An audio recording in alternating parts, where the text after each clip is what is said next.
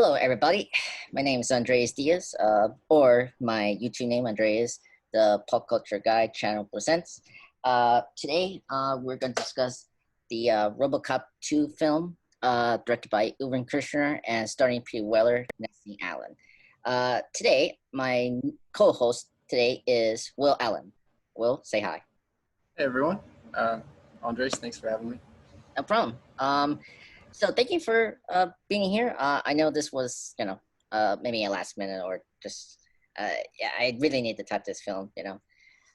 So this year it has its anniversary. This is the 30th anniversary of the film. Came out in 1990. The release date was in June 22nd, so it was last week. So now, Will, overall, what do you think about this film? And quick question: have you seen the RoboCop films? I had not previously, but I watched RoboCop last night, and then I watched RoboCop 2 this morning to prepare for this discussion.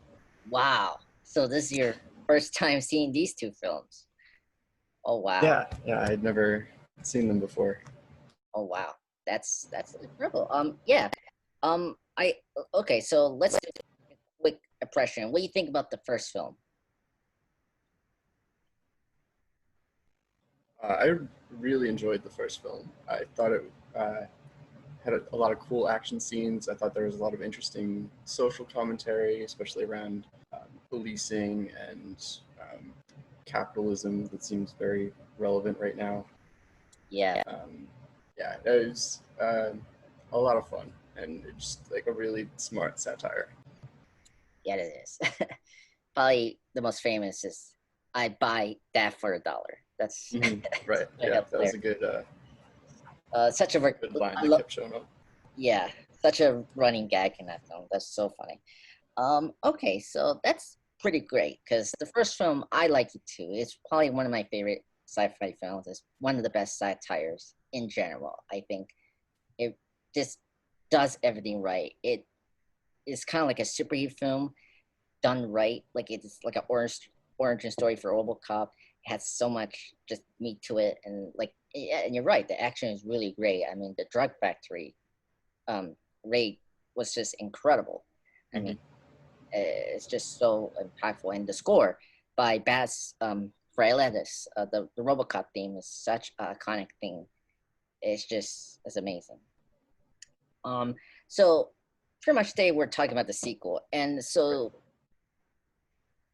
getting into RoboCop 2, what do you think about the film as a follow-up? What do you think overall of RoboCop 2, Will? I thought it was fun, but it wasn't like as strong as the original. There's a running like plot line in the sequel where they're constantly looking for a RoboCop to like another candidate to put through the RoboCop program, and they can't find anyone that has the same like intelligence and heart as Officer Murphy, and I feel like that's a great metaphor for RoboCop 2 film as well. It's there's something missing. There's a lot of like really good parts there. It's got a lot of the same parts as the original. There's a lot of the same themes, same great action, but Yeah. something's missing. Yeah.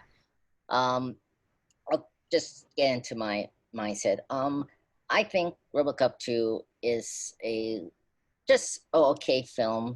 It's a luck. It's other words, it's a lackluster sequel that has so much potential in the film. Like it has so many potential ideas they can explore more, but they just don't take it. Unfortunately, this sequel has so many of like sequel problems of they were rushing to get this film for a release date. They wanted to get a franchise going, and so it just left no time for the creators of this film to develop a very good film, just like the first film, you know. And just quick things, trivia. Like this film is not directed by Paul Verhoeven, the first film director. This film was directed by, of course, Irvin Kershner. Now, if you don't know who Irvin Kershner is for this film, he is the famed director of Empire Strikes Back. That's right. So you have a professional seasoned director, and I think he did a really good job of the action scenes. Like the action scenes are still good, and I'm very impressed of how they're choreographed and how they shoot, and there's very good sense of what's going on in the scenes. Especially the opening scene. I would say the opening scene of RoboCop 2, when RoboCop arrives in the crime, like the armor robbing store thing, such a iconic thing. It's so bombastic and it's just incredible opening scene. Yeah. Uh, the the scene where like that you were talking about where his Uh-huh. car blows up and like Yeah. flips several times, and then he just steps out and he's recreating that poster from the first movie. Yes. Oh, That yes, was really cool. that's Yeah. true. I never thought about that. That's a good point. Oh, that's so cool. Yeah, and the thing like starts to kick in when his foot stepped down. Like it gives you that adrenaline, and it's like, oh Mhm. yes, just they're gonna be messed up. Yeah. Uh, yeah. So right now, let's go into like, so Will, what's the best aspects of the film? What's the best thing about the film for you? Um, I think it would have to be the action scenes. Mm, Um, there was one particular part around like the midpoint of the movie where there was a car chase and RoboCop was chasing Kane, or it started with Kane driving his van yes. like, through the streets of Detroit, and RoboCop was like grabbing onto the front of the van. Yeah. That action scene had a lot of really cool, just like sequences, like the part where Kane is ramming the side of the van into a brick wall, and RoboCop's like stuck there, and there's sparks flying everywhere because his suit is like rubbing against the wall. But my favorite part of that scene was when they drive the van through that bar, Oh and there's yes. that slow mo part where you see like it's like subtly slow motion, but you see the bricks come apart, and then um, the van just plows through every part of the bar, and it's like a pretty short shot, but it must have taken so much work to get everything to like break away, and there are actors that are leaving at like the absolute last second to Yes. like get out of the way. It's amazingly well coordinated. Yeah. And quick thing about that scene as well, Will, you can hear someone say "son of a gun" in the background. You can hear it a little bit when the car is coming into that bar. It's Mm-hmm. so funny. It's one of those like funny extra saying something, and it's just hilarious. Um, yeah, I totally agree with you. The action scenes are pretty top notch in the film. Um, yeah. Anything else besides the action scenes? I think there's a lot of like cool ideas in the film. I'm not sure if they were like executed very well, but like the part at the beginning where RoboCop is stalking his former wife, right? I guess Yeah, his wife. it's Well, still death to us part. Like he kind of died, so I guess they aren't I married. it's weird. Yeah, I his ex-wife. Yeah, I, He's like stalking her and kind of like confronting his humanity, and like I thought that was a really interesting um, theme that they were going to approach in the movie. But then there's that scene where he talks to his ex-wife and he like tells her like her husband is dead, I'm not him anymore, and he decides that he's like going to shut off his humanity. And then I thought that would be like a cool theme for the movie to explore, like can he really do that, since we saw at the end of the first movie that he really is, he has retained a lot of that humanity, but then the movie just kind of takes that at face value and never revisits that decision. yeah, yeah. That plot point was, I think, the most disappointing. Like for me, like it's such an interesting plot point and such a good social like sci-fi idea. Like, oh, sorry, you gonna say something, Will? No, I was just agreeing with you. Oh, okay. Like yeah. it's such a good sci-fi idea about like is Alex, Alex Murphy, RoboCop, is he still a man or is he a machine or he's more machine? Mhm. Like it could that's such a good direction they can go for the sequel. Last because the first film is him rediscovering who he was Right. before the RoboCop program. And the sequel, you want to explore more about is he a man or is he part machine? Or, like, and I agree with you. They didn't took it anywhere. And I guess this would be a good transition to the worst aspects of the film. And I want to go first because Mhm. I want to say out loud that this film is a good example of just not taking ideas to its full extent. And as you mentioned for the plot line about the wife, I think was the most disappointing.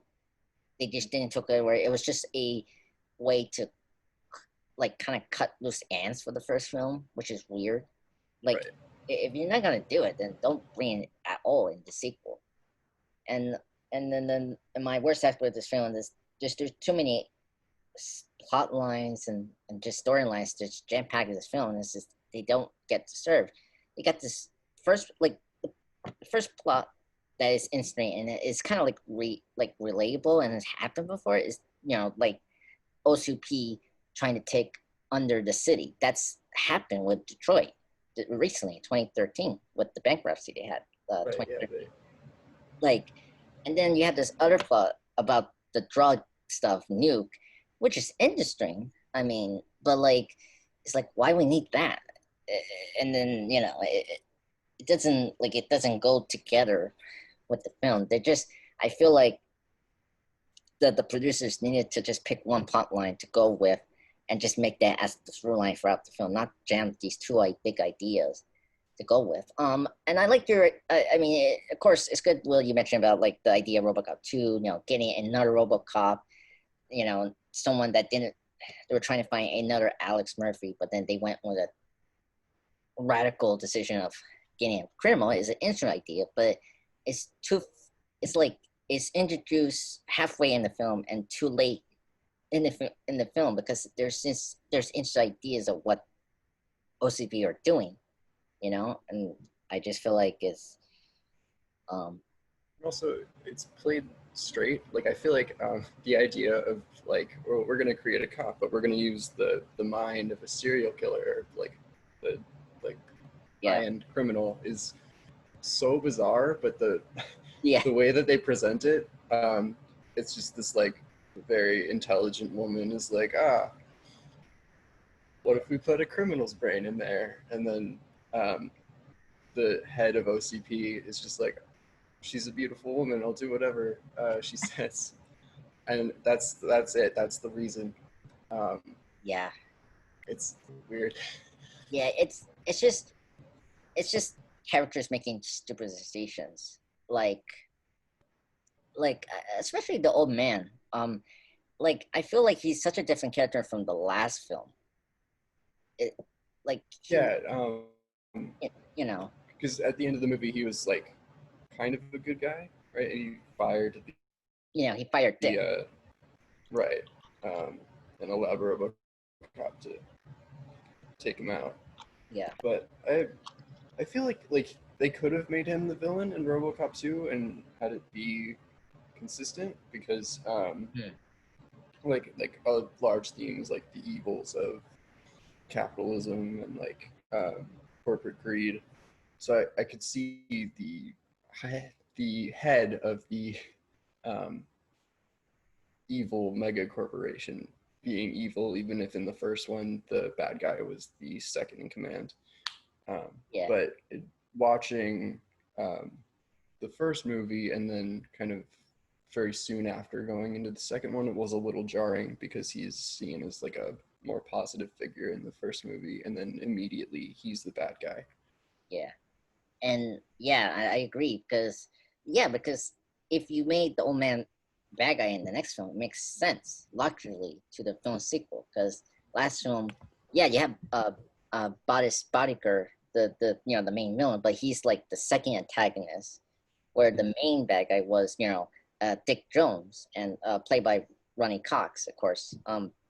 And like he was in OCP, you know, he had motive, and I think like it just shows how they weren't thinking about the universe they set up for RoboCop, and like they like I don't know, like were they afraid of trying to not to repeat too much of the first film? I mean, that's the thing. You don't want to repeat too much of the same ideas from the first film. So, but then it just like because like the villain we got like Kane, you know, the drug Mhm. lord of Nuke, he's okay. It's like there's some interesting ideas I like. I like how the drug called Nuke has can like give the people like what is it like the sense of you're in like a island or like you're like you're giving this like where like paradise you're feeling in your brain Mhm. or something like that. That's an interesting idea, but like it just feels off. I mean, doing drugs in a RoboCop is it makes sense. He's a RoboCop. He's a cop.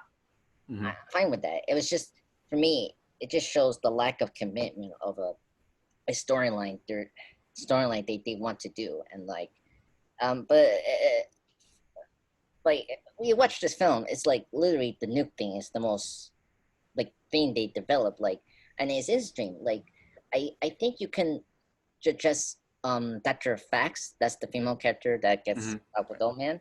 I can understand what she's trying to do. Like if you get a like a criminal in a brain for Robocop, but like you can probably control it by any like a necessity they have like before where like you know Kane was addicted to Newt. And Right. you saw when he was entering was already in the Robocop 2 armor, Mhm. and like we saw how she was having the nuke you know the full bottle red nuke, and like he was like having you know his chest was popping that thing like gimme, and she Mhm. was like wait here I'll make you a deal and you get this, and he stopped and listen. That's an interesting sci-fi thing. That's actually interesting, but they didn't do anything with it, you know. Right. Yeah. Like, kind of manipulating him through his chemical dependency to like Yes. follow her orders is a very interesting idea. And then yeah, like after that scene, it's never mentioned. Yeah. Like, like we see his chemical dependency come up, but not um, it's not like her manipulating him through it ever again. No, I mean especially towards the end where the old man's like he just waves it to like here's the bottle of milk, and he looks at it, it's like oh, and it's like, and that's the thing, these characters make stupid decisions. Like why Mhm. she like did she know that old man was carrying a nuke and she didn't know that he was going to react to it? Like it's just like it's just a sample of characters not thinking Mhm. at all. I want to bring up one thing.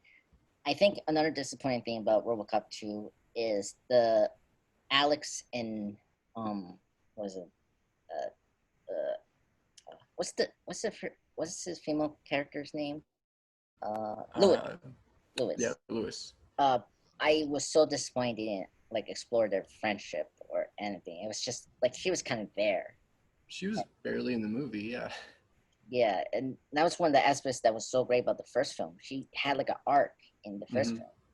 She's trying to redeem herself of what she has done to Alex. You know, she let Alex go into to a crime that you know it's just it's crazy. And yeah, and I mean the actress Nancy Allen, you know, coming Hmm. for she did not enjoy the shooting. Apparently you know, Irvin Kershner didn't like her, and so and the script had like multiple changes, you know, like famously Frank Miller was first approached here to write the new script for RoboCop 2, and then they liked some of the ideas, but then they brought another one to kind of repurpose his script. And I just feel like they didn't went the Alex and Lewis relationship, and it's like it's just so disappointing because you that like that was the crush of the first film, you know. Right. Yeah. Like again, it was another humanizing aspect of the RoboCop character that they felt the need to do away with in the sequel, Yeah, which is weird. um, like to the film's detriment. Yeah. Uh, okay. What else? Oh, let me ask you something. Do you think this movie very you think this movie is very mean spirited? Because I feel like the violence, because the first film is violent, but like it has a charm with the violence that I can like can be acceptable. This movie just is so violent and so mean spirited for no reason, and it's like, Yeah, the first movie, like all of the violence was like clearly criminal. mm, yeah, Like it was always either criminals shooting innocent people or cops shooting criminals.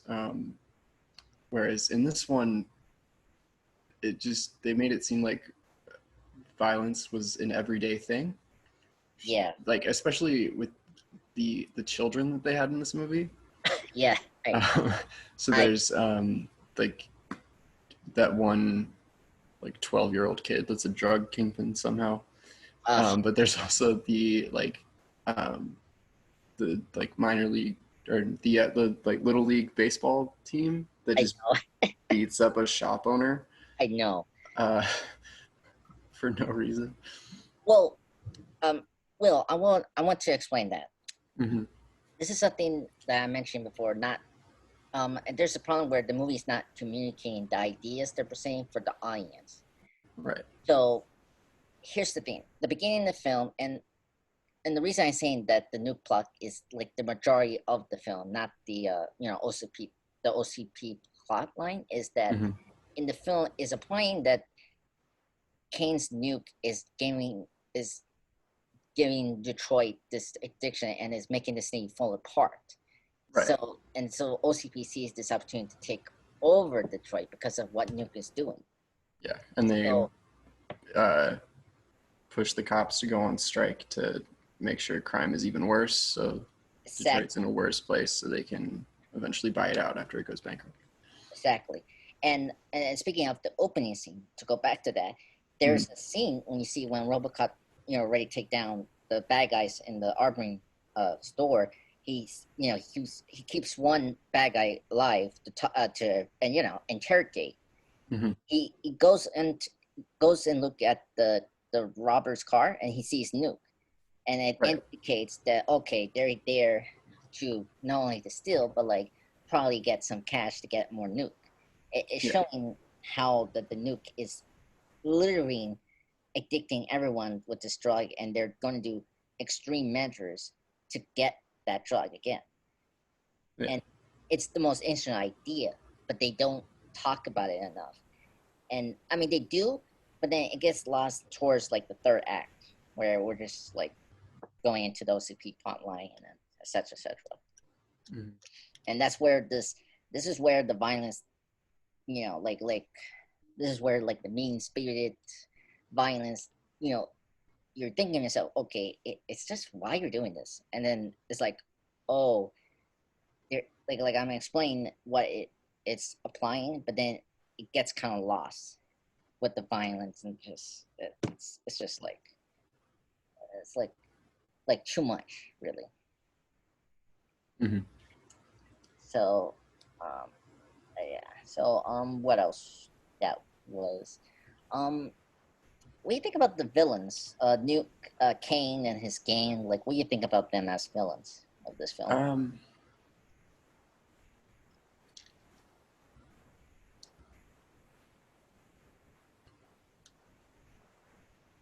I thought they weren't as interesting as the villains of the first movie. Mm, yeah,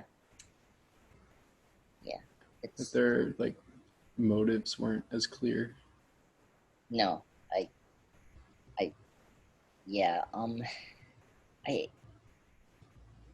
yeah. It's very cliche. Like he's like a cult leader, and like he's, like he's trying to rebuild the society from with this drug he created. And it's all interesting, but it doesn't talk. It doesn't get enough to talk about in the film, unfortunately.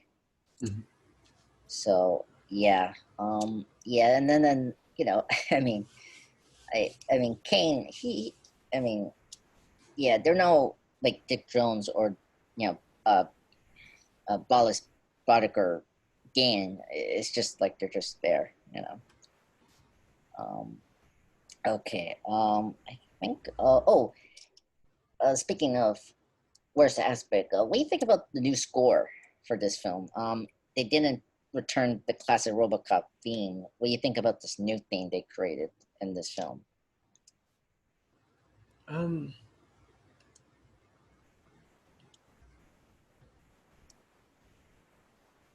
I thought it was okay, but I missed the iconic one from the original. Yeah, yeah, that's another like sign of just not being consistent with your film. Right. It's kind of like Star Trek, like the original.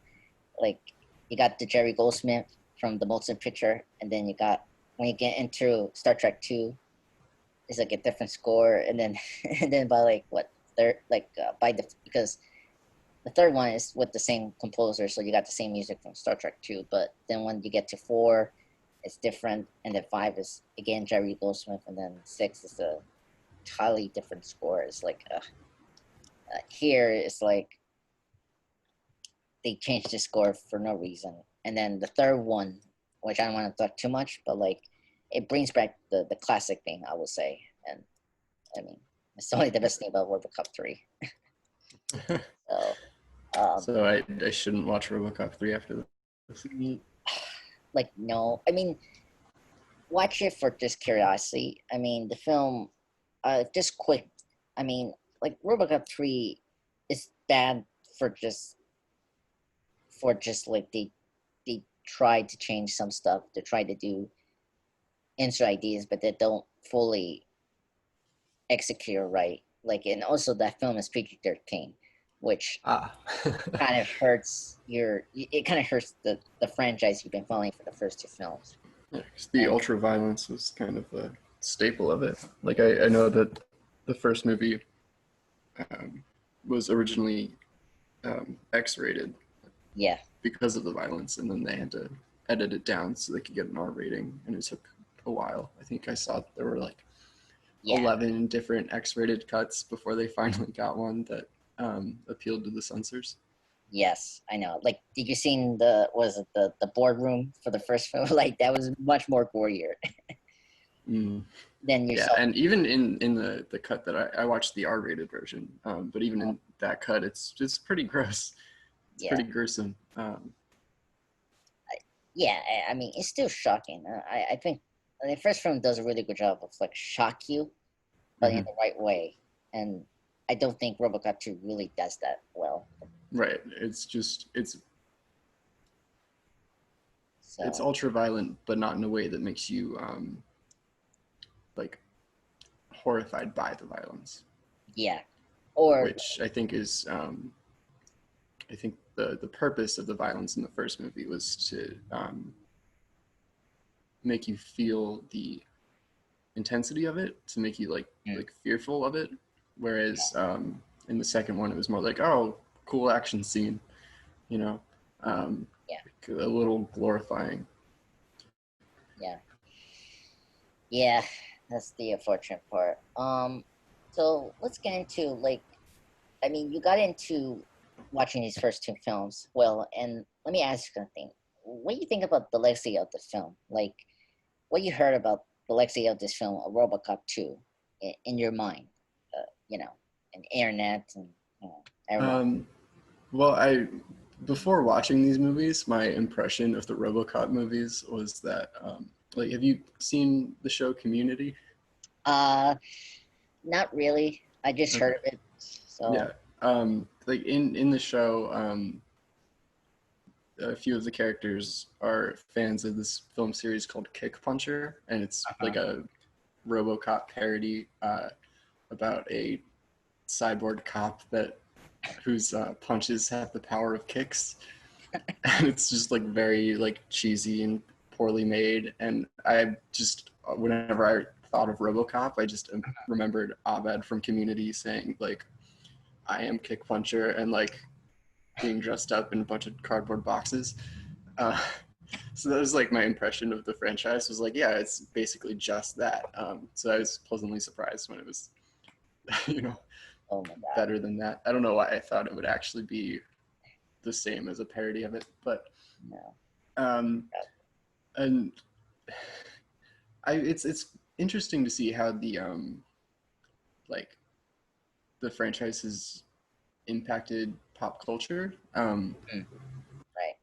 Just like they're like different shots and things from the movies that I recognized in a lot of like other films that I've seen. And then I was very surprised that RoboCop 2 was very, very similar to Iron Man 2 Oh, in terms of plot.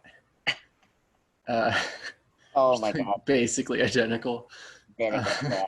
I mean, I will say I'll watch this movie over I'll watch RoboCop 2 over Iron Man 2.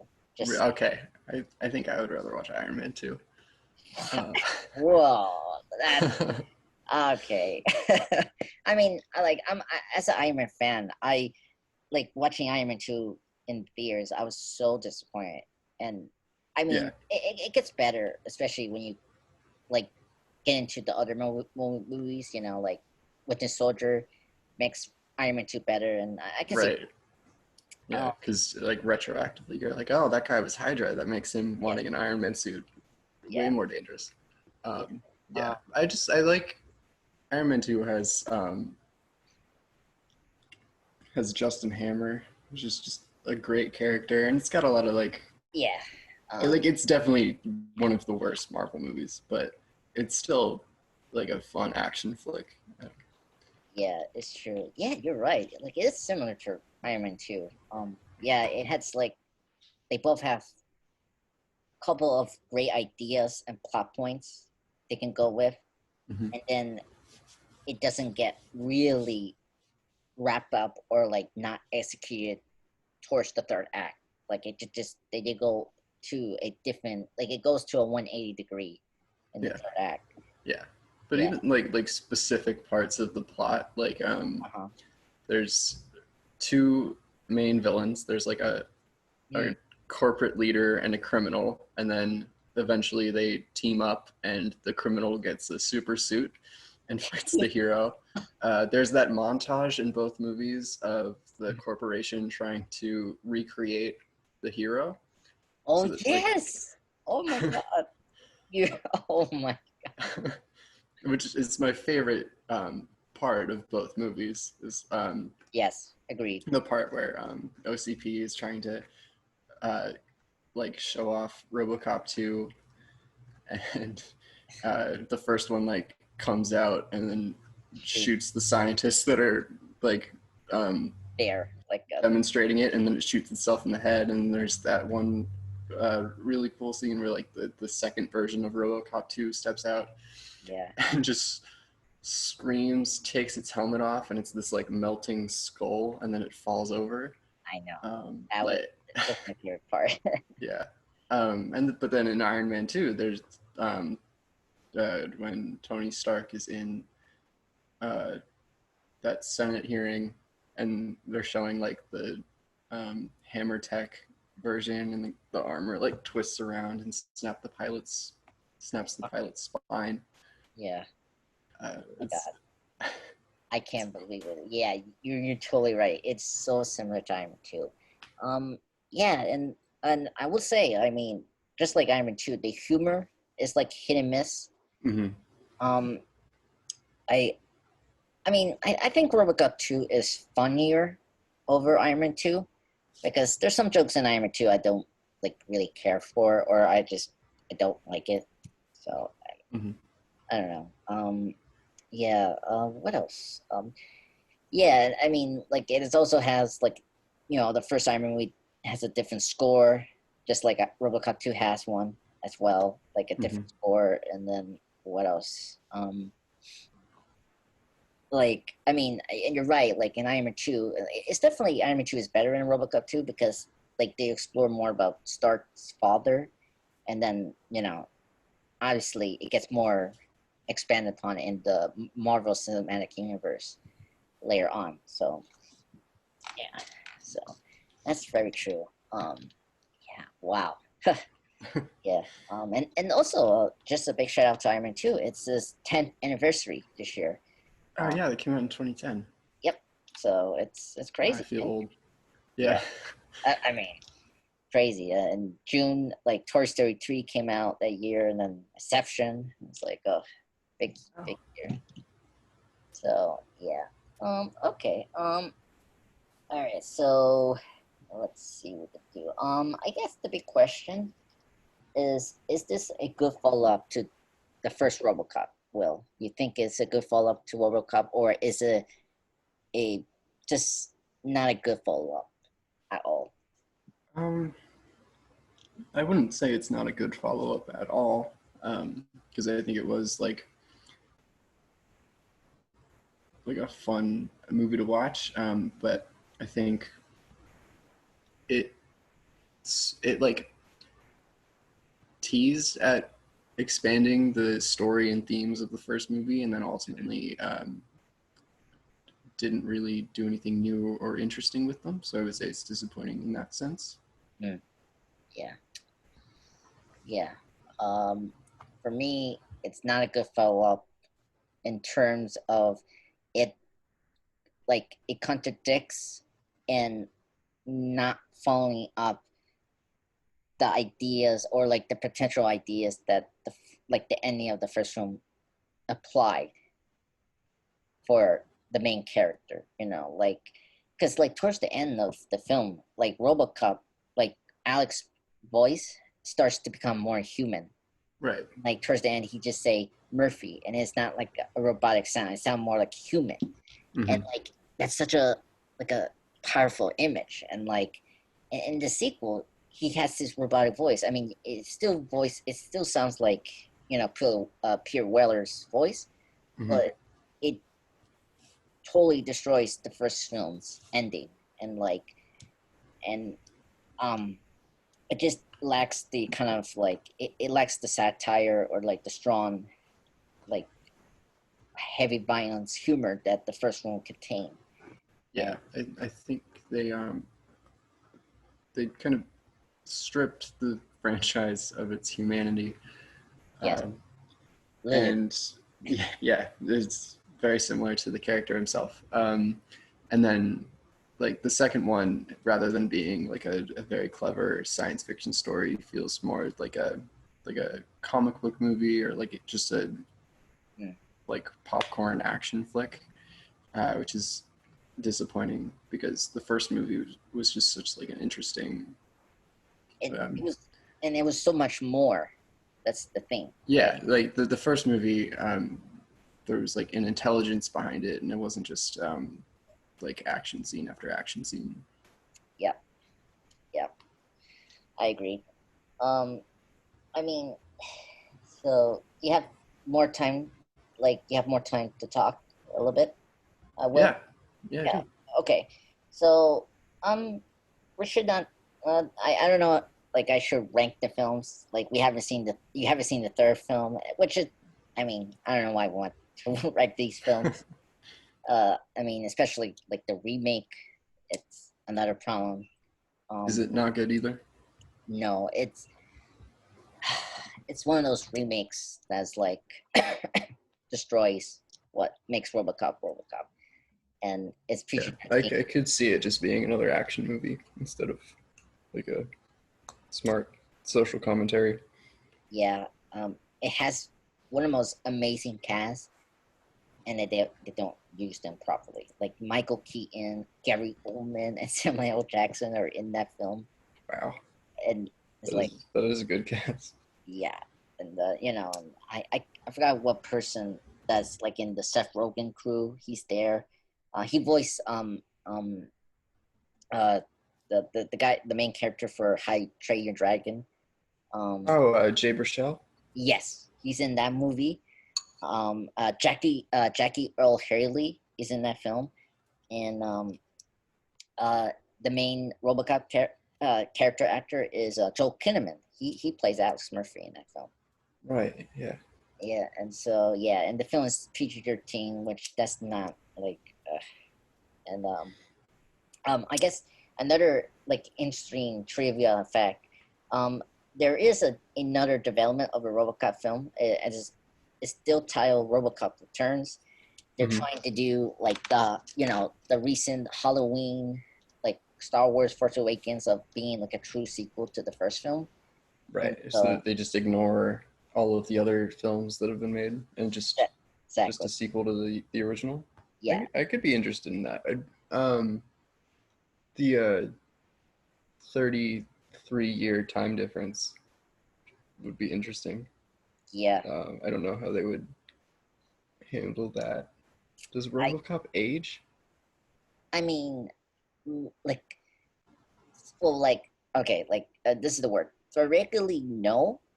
Like, the face should not be changing. Like, it's But a like, robot. It can. but the face isn't a robot though. Well, yeah. It's how you call it. It's like a aesthetic skin. It's not like flesh, but it's Oh, like, I thought it was like his actual skin. yeah. I don't know about that. Well, they don't really address that in the first two films. Like, you just had to imagine that they just made like like what's the word, I just say it, aesthetic skin for it to not look threatening enough for the public, just look more friendly, and Hmm. that's the one aspect that's kind of weird. Like, they kept his face, and it's like, why you didn't like cover up entirely. I don't know. It's just weird. Yeah, and this like this so many development of RoboCop returns that the original writers from the first one are doing it. Before a director was on it, and it was like Neil Blomkamp, the director of Hmm. District 9 and Elysium, was Okay. supposed to do it, but then he left. So we have a new director. I don't have the name right now, the new director. So I don't know. I'm a little concerned about it a little bit. For me, these, like, it could go in a good way, like Halloween for me, or it could have gone really bad, like Force Awakens, and just in terms of like you're just rehashing things, Hmm. which I don't like, especially in Force Awakens. Yeah. Um, I think the only way you can make the film be interesting and like you make people more to go out to see this film is rated R. This like Yeah, I'm sure it will be. yeah, Especially if the original writer is returning. mm, I'm a little more hopeful for it. true. Yeah, and and lately the rated R um system has been more popular now, thanks to Deadpool and Logan, now Joker. Hmm. And so I think there's not going to be no question. Like, we need to get this back to where you are, because I will say this legacy of the film is the last, like, for me in my review. I want to go back to the question of the legacy of this film. Hmm. It's not only a disappointment follow up to the original film, but it's also the last time you will really see a true RoboCop film, because after this we're just going to make RoboCop a kid friendly product, and that's Hmm. not the nature of the character or the film franchise as a whole. And they just miss the mark sometimes. It's like, yes, kids like these characters, but not because like they like it because it's hard, or like it has meat to it, and it's a and you take away the thing it's most suitable for, you're just alienating people. Hmm. And I feel like the later sequels or remakes becoming PG-13 and try to be like friendly audience, just not what the franchise is known for. And so Yeah. hopefully it gets back to the root of it, and stuff like that. Yeah, uh, I should say, well, we're doing good in time. Let's kind of discuss conclusion. Overall, what do you think about this film, Will, in terms of conclusion? And will you ever go back to seeing this film, Will? Um, I can't really say that I find myself wanting to go back to it. I think Yeah. it was there wasn't enough there for me to want to revisit it. But I definitely think I would rewatch the first film. Mm, I really enjoyed that. Um, I really liked the social commentary on like policing and the militarization of the police. yeah, I thought it was there were a lot of really cool like sci-fi elements where like the weird science fiction construct of like a cyborg were explored really well and kind of elevated the plot and themes of the film. But yeah, the sequel, like again, like it had those elements, but it didn't really do enough to grab me, and it didn't explore them as thoroughly. So I don't know if I feel like I need to revisit this one. no, uh, I agree with you.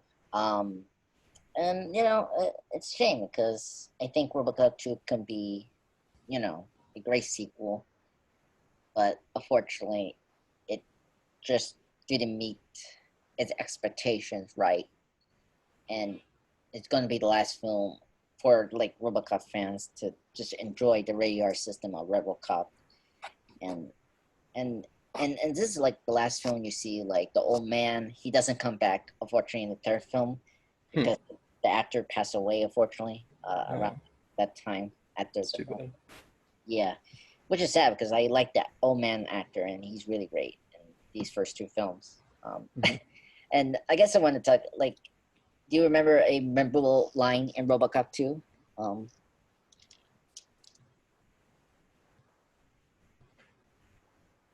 Trying to think. sure.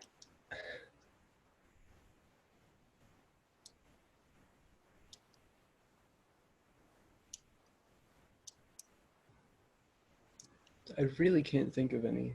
Oh, okay. I want to mention one. There's one towards the, like in the boardroom at top of the building of OCP when Robo Kane like starts to attack people. The Hmm. old man, there's this like a quick shot of the old man saying this hilarious line that just comes out of nowhere. He say, "Behave yourself," and then we just got back and RoboCop shooting, and then he like get a close up of his eyes and like, oh, like he's like a really old grumpy man. It's like these kids are making a mess out of it. Oh, it's such a meme from RoboCop 2. Like if you check like Tumblr or like anyone, that is the line people remember. It's the last line that you hear for the film trailer. They put that towards the end of the film trailer, and it's so funny. It's like, behave yourself. It's just, it's so like, what? Like, Hmm. another one was the character Miss Fax. She says something when she was trying to reprogram Robo Kane, and then RoboCop say, "Kane, let's step outside," and that's another memorable line as well. And she say, "You get out of here. You're obsolete." That's another like line that I kind of chuckle. It's um I try to figure out. Yeah.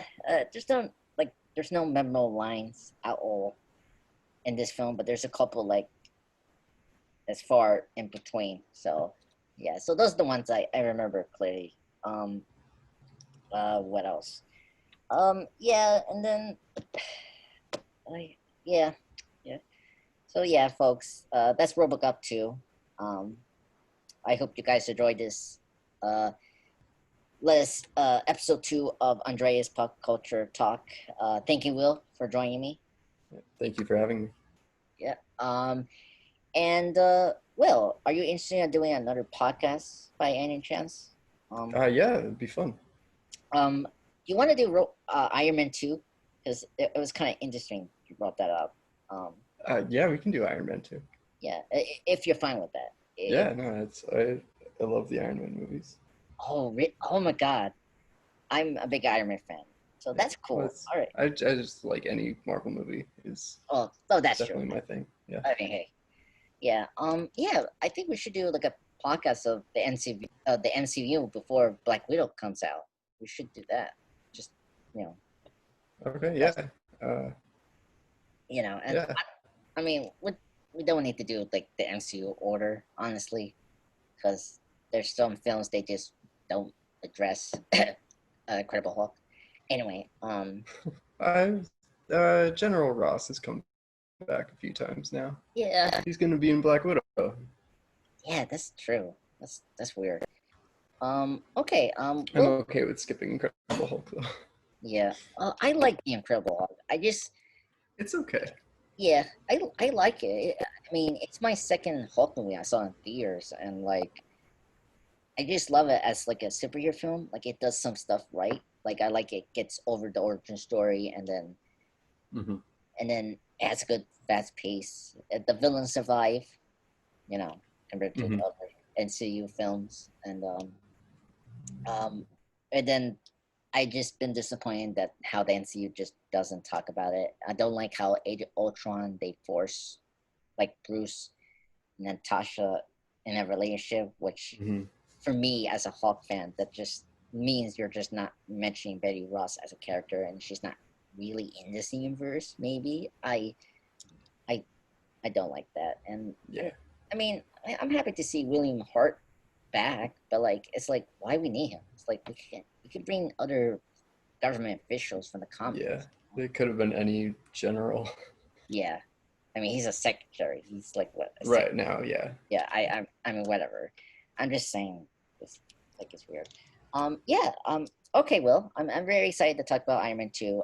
I see it recently, and I did like another. I did a tribute on Iron Man 2, folks. I did Iron Man 2 10th anniversary tribute, and you can check it out in my channel. I also did a RoboCop 2 30th anniversary tribute as well from last week, and you can check it out on my channel. And yeah, this will be so pretty much you can have a finally confirmed another podcast that me and Will are going to do Iron Man 2, which is great, and we can maybe slowly start the MCU. I'm not guaranteeing that. Will is sometimes busy, so I cannot guarantee that stuff.